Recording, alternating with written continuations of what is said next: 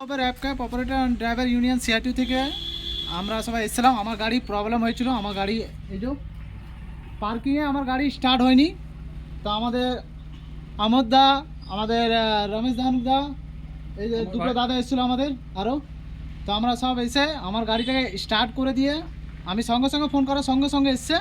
তো আমাদের একজোট হয়ে আমার গাড়িটা এসে ধাক্কা দিয়ে স্টার্ট দিয়ে বন্ধ হয়ে গেছে, যেটা স্টার্ট করে দিয়েছে। দাদারা ডিউটি না গিয়ে আমার পাশে এসে দাঁড়িয়েছে। এটার জন্য একান্ত জরুরি একসাথে হওয়া। তো প্রত্যেকটা মেম্বার ভাইকে বলছি একজোট হওয়া। আমাদের এই দাদা আর এই দাদা তো অনেক পুরনো, 7 নম্বরের মেম্বার ছিল, এখন আমাদের পাড়ায় থাকে বলে 24/1 আছে।